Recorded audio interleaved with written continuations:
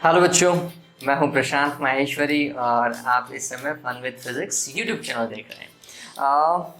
ये कुछ ऐसा नहीं हो गया जैसे कोई न्यूज़पेपर नहीं, न्यूज़ चैनल के अंदर बोलते हैं कि मैं ये हूँ और आप ये वाला चैनल देख रहे हैं। चलो छोड़ो। ऑल राइट, तो मैंने टेस्ट लिया था संडे को, मतलब आज जब मैं रिकॉर्ड कर रहा हूँ, आज सुबह की बात हुई। कुछ 3 सवाल ऐसे थे जो बच्चे नहीं कर पाए। चैप्टर 6 है ये बच्चों, और इस चैप्टर 6 के वो सवाल मैं अपलोड कर रहा हूँ जो जिनमें बच्चे कंफ्यूज हुए। ट्राई किया बच्चों ने लेकिन कंफ्यूज हुए। वो सवाल भी कुछ ऐसे थे कि आप कह सकते हैं कंफ्यूज हो सकता है एक सामान्य बच्चा। तो आज वो सवाल कर लेते हैं। 3 ही ऐसे सवाल हैं, आप कह सकते हैं। इस तरीके के जो वीडियो आपको बीच बीच में देखने को मिलेंगे, these will be the doubt videos, है ना। तो एक अलग से प्लेलिस्ट बना रहा हूँ जिसके अंदर हम डाउट जो हैं आपके, उन्हीं के क्वेश्चन करेंगे। कंडीशन अप्लाइड मैंने आपको बताया था। अगर आपको आपका पर्टिकुलर डाउट पूछना है तो आपको क्या करना पड़ेगा। ऑल राइट, चलिए। तो पहला सवाल जो मैंने उन्हें दिया था, जो बच्चों को नहीं अच्छे से समझ में आया, वो ये था कि एक कैडमियम सेल को, आपको दिखाई दे रहा होगा ना, एक कैडमियम सेल को जिसका विद्युत वाहक बल 1.08 वोल्ट है, 10 तार वाले विभवमापी के 750 सेंटीमीटर की लंबाई पर संतुलित किया गया है। विभवमापी का सवाल हो गया, आपको सवाल दिखाई दे रहा है, ठीक। तो आप विभवमापी का एक बार के लिए अगर सर्किट बना लोगे ना, आपको आधी से ज़्यादा चीज़ें पता चल जाएगी। मैं हर बार बोलता हूँ, क्वेश्चन पढ़ो और जल्दी से उसका सर्किट डायग्राम ड्रॉ कर दो। तो विभवमापी का प्राथमिक परिपथ जो है वो हमेशा ऐसा ही रहता है। ये प्राथमिक परिपथ हमेशा हमने ऐसा ही बनाया है। कुंजी के लिख देते हैं और ये धारा नियंत्रक RH, ये धारा की दिशा, ऐसा ही है। अब वो बोल रहा है कि एक सेल है और ये यहाँ पर अपन ने वो सेल लगा दिया। इसका विद्युत वाहक बल बच्चों 1.08 वोल्ट है, और इस 1.08 वोल्ट को संतुलित करने के लिए जो संतुलित लंबाई प्राप्त हुई है वो कितनी है? 750 सेंटीमीटर। ठीक बात, ठीक है। चलो, ऐसा कुछ सवाल दिया हुआ है अभी तक। फिर विभवमापी का प्रत्येक तार 1 मीटर लंबा है। कितने तार हैं उसमें? 10 तार हैं, जो कि एक सामान्य विभवमापी में होते हैं। तो एक तार 1 मीटर का, तो विभवमापी के कुल तार की लंबाई कितनी हो गई? 10 मीटर हो गई। तो हमें पता है कैपिटल L की वैल्यू, हमेशा ध्यान रखना, कैपिटल L विभवमापी का तार होता है और वो कितना है? 10 मीटर आपको दिया हुआ है। संतुलित लंबाई जो है उसे स्मॉल l से प्रदर्शित किया गया है। स्मॉल l बराबर कितना? 750 सेंटीमीटर। मीटर में कन्वर्ट करूँ तो कितना लिखोगे संतुलित लंबाई को बच्चों? 7.5 मीटर। इसमें दिक्कत नहीं होनी चाहिए किसी को भी। ऑल राइट, तो ये 7.5 मीटर हो गया है। कहाँ गया सवाल? ऑल राइट, हाँ। इस विभवमापी पर अधिक से अधिक कितने विभवांतर को संतुलित किया जा सकता है? देखिए, अधिक से अधिक कितने विभवांतर को, तो हम बोलते हैं कि इतना विभवांतर संतुलित कर सकते हैं जिसके लिए संतुलित लंबाई का मान कितना आ सके? 10 मीटर। जितनी लंबाई है उतने तक की हम संतुलित लंबाई को प्राप्त कर सकते हैं। हालांकि उतनी नहीं, वो 10 मीटर से 1 सेंटीमीटर कम होनी चाहिए, 999 सेंटीमीटर होनी चाहिए। लेकिन चलो, अपन मैक्स टू मैक्स, अपन तो नॉर्मल पैटर्न में बात करें तो हम बोलते हैं कि 10 मीटर तक वो संतुलित कर सकता है किसी भी चीज़ को, ठीक। ऑल राइट, काम करते हैं। तो हमने बोला सबसे पहले बच्चों हमें क्या चाहिए? विभव प्रवणता चाहिए, ठीक है। विभव प्रवणता का फॉर्मेट क्या होता है? तो हम बोलते हैं x is equals to E divided by संतुलित लंबाई, ठीक है। ये ध्यान रखना, ये E कौन सा है? आंसर है जो सेकेंडरी में लगा हुआ है, द्वितीयक परिपथ में जो लगा हुआ है ना उसका, और उसी सेल के लिए संतुलित लंबाई। तो ये हो जाएगा कितना? तो ये E का मान है 1.08 बटे संतुलित लंबाई 7.5, और फिर इसका मात्रक, विभव प्रवणता का मात्रक पता होना चाहिए, वोल्ट प्रति मीटर या वोल्ट पर सेंटीमीटर, लेकिन ऐसे ही लिखेंगे तो वोल्ट पर मीटर लिखेंगे, ठीक है। पता चल गया x का मान आ चुका है हमारे पास में। ठीक, अब हमें कितना मैक्स टू मैक्स संतुलित करवाना है, तो हमने बोला कि अधिकतम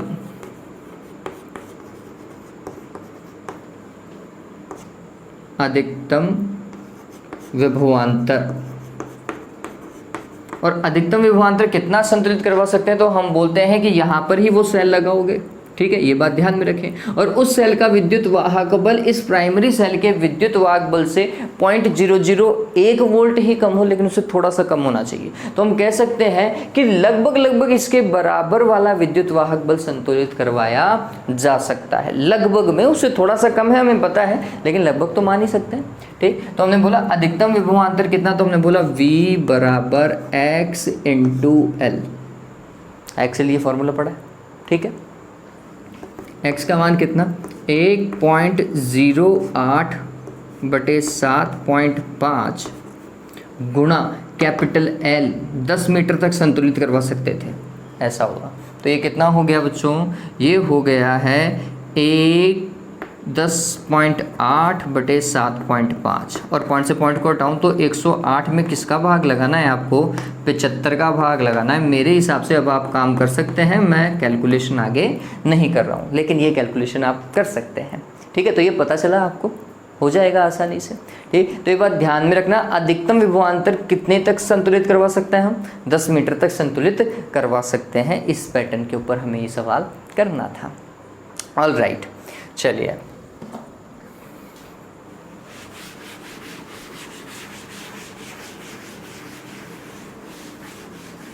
बच्चों, मैं कहता हूँ हर बार, मैंने लास्ट वीडियो में भी कहा था, सफाई से काम करो, अच्छे से काम करो। देखिए एक चीज़ बताता हूँ आपको, बच्चों को आता बहुत कुछ है। 30 क्वेश्चन आते हैं बोर्ड के पेपर के अंदर, RBSC के अंदर, और लगभग ये मान के चलता हूँ अगर किसी ने पढ़ा होगा तो 25 से लेकर 28 सवाल सभी को आते हैं। 2 सवाल का होता है, 2 से 3 सवाल ऐसे होते हैं जिसमें बच्चा अटकता है, लेकिन उन 2 सवालों को अपने दिमाग में रख करके कि ये नहीं आ रहे, ये नहीं आ रहे, ये नहीं आ रहे, इनके चक्कर में वो अपने बचे हुए 28 सवाल को ख़राब करने की कोशिश करता है। उन 28 सवाल में जल्दी में उनको करने की कोशिश करता है ताकि मैं वो 2 सवाल करूँ। अरे 2 सवाल तो तुम्हें पहले से ही नहीं आ रहे, क्या करोगे उनको भी? पहले वो 28 बहुत बढ़िया करो, इतने अच्छे करो कि उन 28 में वो आपका किसी तरीके से कोई नंबर नहीं काटे। फिर जो समय मिल जाए, लेट सपोज करो 10 मिनट ही मिला, लेकिन आपके पास में जो 10 मिनट का समय मिला उसमें आप थोड़ा बहुत गौर करो, थोड़ा सा दिमाग चलाओगे। जब आपको लगेगा ना कि मेरे 28 सवाल बहुत अच्छे तरीके से हुए, तो ऑटोमेटिकली वो 2 सवाल भी हो जाएंगे। ठीक है, लेकिन अगर आपने ऐसा काम किया, उन 2 सवालों को दिमाग में लेकर के बैठ गए और 28 सवाल करने बैठ गए हो आप काम करने, और उनमें सफाई नहीं दर्शाई, तो उन 28 में वो ना तो पूरे नंबर देगा, और वो 2 सवाल तो वैसे भी आपको नहीं आने वाले थे। ठीक है, तो क्या करो, जो आपको आता है कम से कम उसको तो अच्छे से करो, उसमें तो कम से कम ऐसा काम करो कि कोई आपके नंबर नहीं काट पाए। ठीक है, हाँ भाई देखिए नेक्स्ट क्वेश्चन। और ये जो हम क्वेश्चन आज देखेंगे, ये सवाल बहुत ही ज़्यादा अच्छा है बच्चों।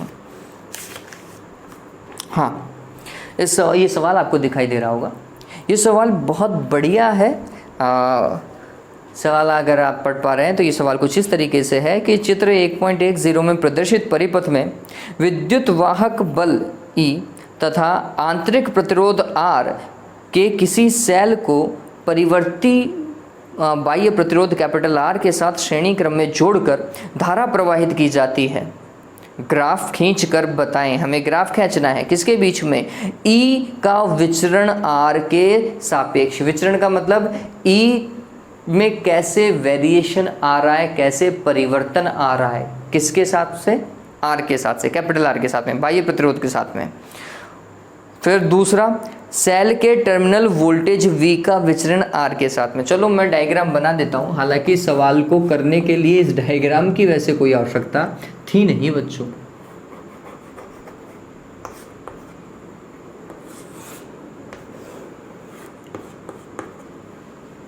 ऐसा ये धारा मान लेते हैं, ये बाह्य प्रतिरोध R है और ये आपका सेल हो जाएगा, प्लस माइनस लगा देते हैं।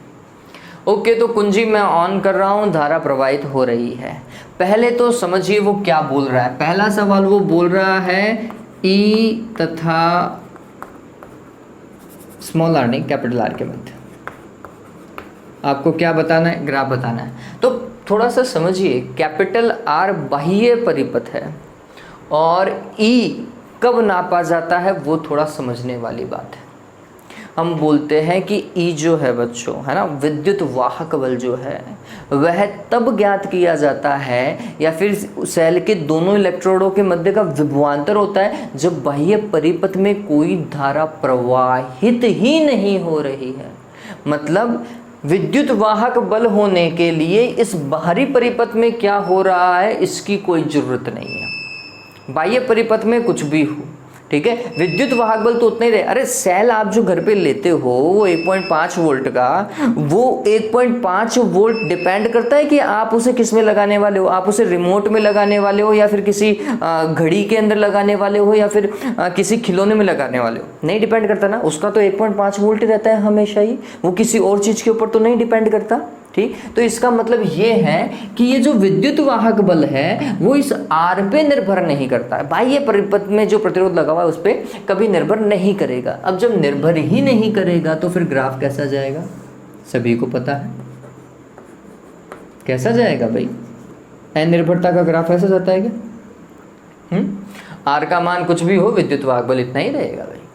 ठीक है, चलिए फिर दूसरा देखिए, टर्मिनल वोल्टेज मतलब V तथा R के मध्य ग्राफ देखना है। अब ये दोनों तो डिपेंडेंट है। क्यों डिपेंडेंट है? क्योंकि टर्मिनल वोल्टेज तभी नापी जाती है जब बाह्य परिपथ में क्या बह रही होती है, धारा बह रही होती है।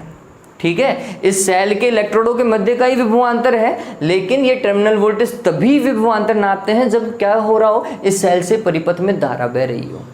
ठीक है, ऐसा ही करते हैं हम। ठीक, तो चलिए हमने इसकी इक्वेशन लिखना चालू किया कि ये है क्या। चलो आपको पता होगा बच्चों, ये मैं हर बार बताता हूँ, उस अगर आप परिपथ को देखोगे तो इस सेल का आंतरिक प्रतिरोध कुछ ना कुछ होगा, स्मॉल आर मान लेते हैं अपन।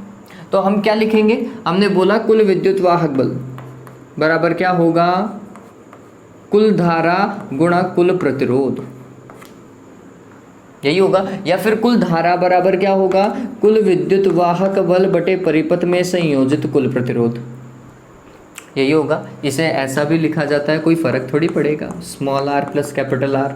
अरे लिख सकते हैं, नहीं लिख सकते small R plus capital R नीचे, अरे कोई फर्क थोड़ी पड़ता है। 2 + 3 3 + 2 हो गया, ये डन है। चलिए अब इस चीज़ को थोड़ा सा समझें आप।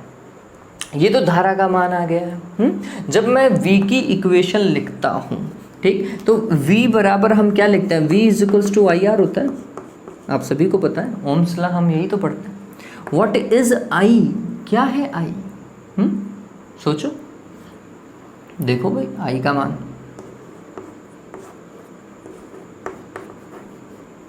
है ये इनटू क्या, कैपिटल R। ऐसा कर सकते हैं, नहीं कर सकते हैं?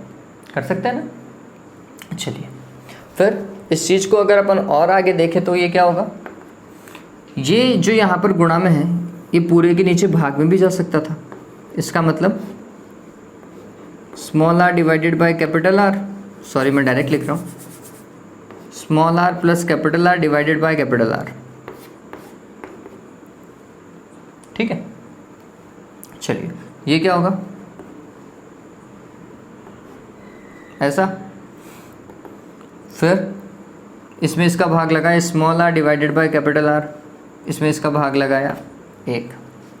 कुछ बच्चे मेरे को ये भी बोलेंगे कि सर आपने यही क्यों लिखा, तो बच्चों आप इसको ऐसा भी लिख सकते हो, E - I into small r। जब आप इसको भी सॉल्व करोगे ना तो भी यही चीज़ आने वाली है, कोई फ़र्क नहीं पड़ेगा। ठीक है, चलिए तो फाइनली ये इक्वेशन है V की कैपिटल R के साथ में। ठीक, अब आप इस चीज़ को थोड़ा सा समझिए। अगर मैं कैपिटल R को 0 कर देता हूँ, समझना इस चीज़ को, कैपिटल R को अगर 0 कर देते हैं तो V का मान कितना होगा, बताओ भाई जल्दी से, क्या होगा। तो हमने बोला कैपिटल R बराबर 0 किया, कैपिटल R बराबर 0 किया तो R में कैपिटल R का क्या लगा, भाग लगा, भाग लगा तो ये नीचे क्या हो गया, 0 हुआ या फिर अनंत आया। देखो एक बार के लिए। तो हमने बोला कि किसी संख्या में जब 0 का भाग लगाते हैं तो अनंत आता है। तो ये चीज़ अनंत, अनंत में 1 जोड़ो चाहे 100 जोड़ो कोई फर्क नहीं पड़ेगा, नीचे पूरा का पूरा क्या हो गया अनंत। ई में अनंत का भाग लगाएंगे तो कितना आएगा 0। तो ग्राफ का पहला बिंदु पता चल गया। जब कैपिटल R बराबर 0 था तो V बराबर भी 0, तो मतलब ग्राफ कहाँ से चालू होगा, नीचे से। ठीक है, फिर इसके बाद में दूसरा, कैपिटल R का मान यदि आंतरिक प्रतिरोध के बराबर हो जाए, किसके बराबर हो जाए, आंतरिक प्रतिरोध के थोड़ा सा ज़्यादा, मतलब पहले तो हमने R बराबर 0 लिखा, अब हम बोल रहे हैं शायद 0.1, 0.2, 0.3 या फिर 1 ओम, 2 ओम, 3 ओम। आंतरिक प्रतिरोध इसी में ही होता है, मैंने आपको बताया भी था कि ज़्यादा से ज़्यादा इसकी रेंज जो है वो 12 ओम तक जाती है, वो भी बहुत बड़ा केस है, 12 ओम तक जाती ही नहीं है वैसे तो। ठीक है, लेकिन हम मान के चलते हैं कि लेट सपोज करो 8 तक रहता है आंतरिक प्रतिरोध, तो हम बोलते हैं कि आंतरिक प्रतिरोध 8 ओम तक चला गया है। एग्जाम्पल के लिए कि अगर बाह्य प्रतिरोध का मान आंतरिक प्रतिरोध के बराबर हो तो क्या होगा भाई, कैपिटल R की जगह स्मॉल r रखो, स्मॉल r में स्मॉल r का भाग लगाओगे तो कितना आएगा, 1 आएगा, 1 में 1 जोड़ोगे तो क्या आएगा 2 आएगा, इसका मतलब E/2, कुछ ना कुछ मान प्राप्त होगा, लेकिन वो विद्युत वाहक बल से कम होगा। ठीक है, फिर कैपिटल R का मान क्या करें, अब कर रहे हैं अनंत। ठीक है, कैपिटल R का मान अगर अनंत कर दिया जाए, इसका मान अनंत करो तो कुछ भी संख्या हो और उसमें अनंत का भाग लगेंगे तो मान कितना आता है 0। अरे 1 बटा अनंत कितना होता है बच्चों, 0 होता है, जबकि 1 बटा 0 कितना होता है, अनंत होता है। इस चीज़ को ध्यान में रखो। ठीक है, तो हमने बोला कि इसमें अगर अनंत का भाग लगाएंगे, इसमें अगर अनंत का भाग लगाएंगे तो आएगा 0, और 0 में 1 जोड़ोगे तो कितना आएगा 1। समझ में आ रहा है? पता चला। टर्मिनल वोल्टेज विद्युत वाहक बल के बराबर कब आएगी, जब वो अनंत पे पहुंच जाएगा। ठीक है, उससे पहले नहीं आने वाला, मतलब उससे ई विद्युत वाहक बल तक पहुंचने में बहुत ज़्यादा प्रतिरोध की आवश्यकता होगी। ठीक, तो ये ग्राफ कैसे जाएगा वो समझिए। आप V बराबर IR का कॉन्सेप्ट देखते तो आपको समानुपाती का ग्राफ दिखता है ना, इसमें और किसमें, इसमें।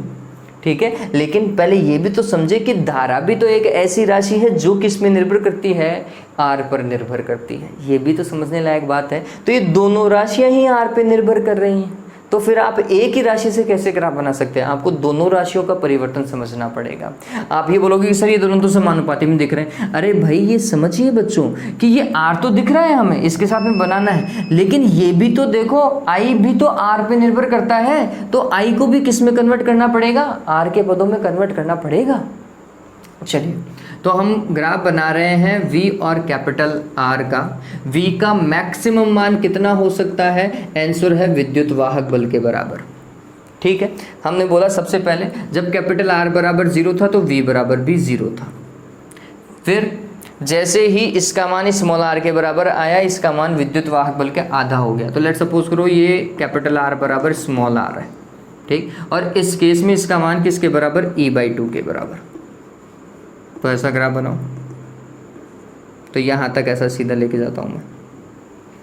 ठीक, फिर अनंत पे पहुँचने पर ही ये विद्युत वाहक बल के बराबर होगा, तो फिर इसको ग्राफ को ऐसा सीधा लेकर के फिर क्या करो, टिल्ट कर दो और ऐसा पैरेलल ले जाओ, समांतर। टच मत करना इस लाइन के, क्योंकि अनंत पे पहुंचेगा और हम ग्राफ में कभी अनंत शो नहीं करते। तो पहले तो लेकर के जाओ सीधी लाइन, और उसके बाद में उसे ये जो ई विद्युत वाहक बल है उसके समांतर बना देना।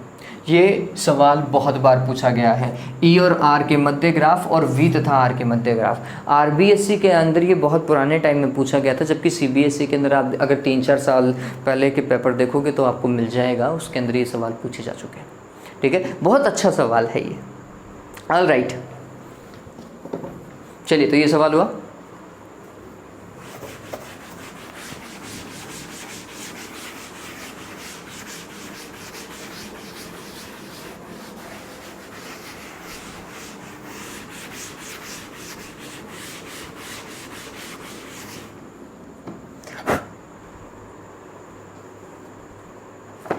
देखिए एक और सवाल है, ये सवाल आपकी बुक का एग्जाम्पल भी है, लेकिन सीबीएसई में पूछा जा चुका है। जिस तरीके से पूछा गया है वो देखिए, सवाल देखिए। चित्र 2.1/3 में प्रदर्शित मीटर ब्रिज के परिपथ में एक प्रतिरोधक S बराबर 12.5 ओम हो तो संतुलित बिंदु सिरे A से 39.5 सेंटीमीटर की लंबाई पर प्राप्त होता है। संतुलन की लंबाई उसने दे रखी है। कैपिटल R का मान ज्ञात कीजिए। इसी के साथ में आपको दो सवाल और दिखाई दे रहे हैं। सबसे पहले मैं डायग्राम को रीड्रॉ कर रहा हूँ क्योंकि मेरे को तो दिखेगा नहीं, एडिटिंग में ही आता है वो।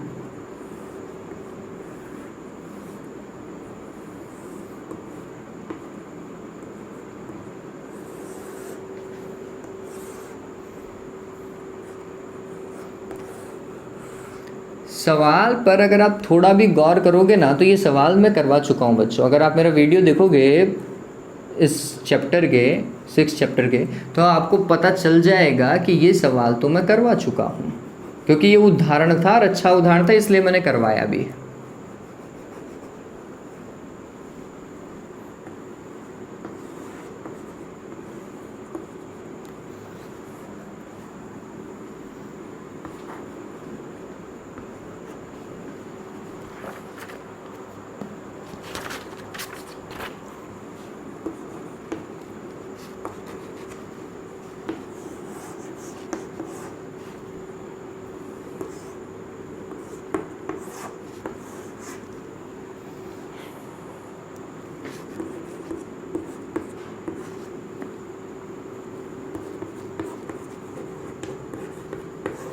आधी से ज़्यादा चीज़ तो डायग्राम में दी हुई है।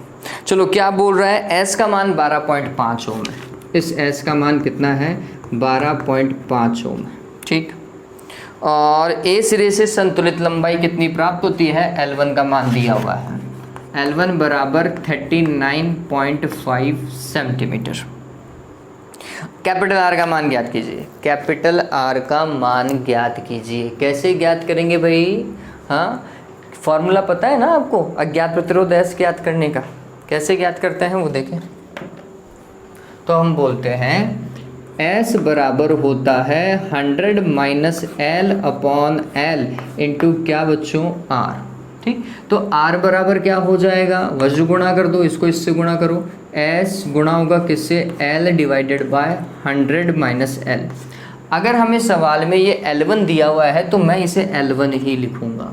बात समझ रहे हो मेरी, जो सवाल में दिया हुआ है उस पैटर्न को यूज करो आप। चलिए S का मान कितना, 12.5। फिर L1 का मान कितना, 39.5। 100 माइनस L, अरे इसको मीटर में मत कन्वर्ट कर देना, ज़्यादा होशियार बन जाओ तुम। सो माइनस 39.5, तो ये कितना हो जाएगा, ये कुछ ऐसा 12.5, ये 39.5 और 40 घटाते हैं तो 60 आता है, तो ये 60.5, ठीक। अब इस चीज़ को तुम सॉल्व करो, कैलकुलेशन आपका है, जो भी आए मात्रक जरूर लगाएं। ये आंसर कुछ 8 पॉइंट समथिंग के अंदर जाएगा, वो आपकी कैलकुलेशन है कि आपका कितना जाता है, लेकिन आंसर 8 पॉइंट समथिंग में जाएगा। मैंने मात्रक लगा दिया, मात्रक मत भूलना नहीं तो अपना 1/2 नंबर खो बैठोगे, ठीक है। तो ये तो हो गया इसका पहला सवाल। अब आपको जो इसके दो अन्य सवाल दिख रहे होंगे, नीचे की तरफ देखो, आपको नीचे सवाल दिखाई दे रहे होंगे। ऑलराइट, अब ये क्या है, प्रतिरोधक R एवं S को अंत बदल करने पर इस मीटर ब्रिज का संतुलन बिंदु A से कितना दूर होगा। साफ साफ पूछा है क्या भाई, R की जगह तो S कर दो और S की जगह क्या कर दो, R कर दो। चलो ऐसा करते हैं,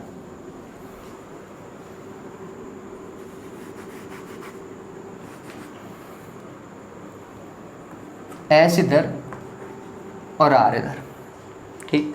तो फिर आपने संतुलन लंबाई का ये वाला भाग समझ लीजिएगा। फिर आप बोलोगे कि हमारे लिए ये L1, समझना मेरी बात को, और ये क्या हो जाएगी 100 माइनस L, ऐसा। और ये आपकी L1 कितनी प्राप्त हुई, देखो R के सामने ही उसकी लंबाई होनी चाहिए, तो R के सामने पहले लंबाई कितनी थी 39.5, तो यहाँ पर भी आप कितनी लिखोगे 39.5, ठीक। तो S के सामने ये कितनी थी 60.5, ये कभी चेंज नहीं होगी।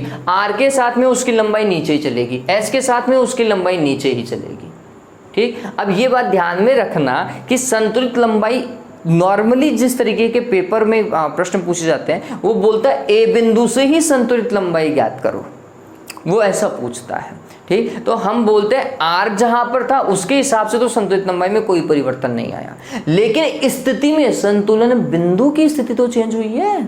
ठीक है, अगर एस इधर आ गया है तो और आप संतुलन बिंदु ए से ज्ञात कर रहे हैं, तो अब ए से संतुलन बिंदु कितना दूरी पर चला गया, कितना दूरी पर, 60.5 सेंटीमीटर की दूरी पर। ठीक है, तो ये बात ध्यान में रख लीजिएगा, ए से संतुलन बिंदु की स्थिति अब चेंज हो जाएगी, अब एस से देखी जाएगी, वो है ना, एस के लिए देखी जाएगी। तो दूसरा जो इसका सवाल था बी, उसके लिए हम बोलेंगे संतुलन बिंदु की स्थिति, संतुलन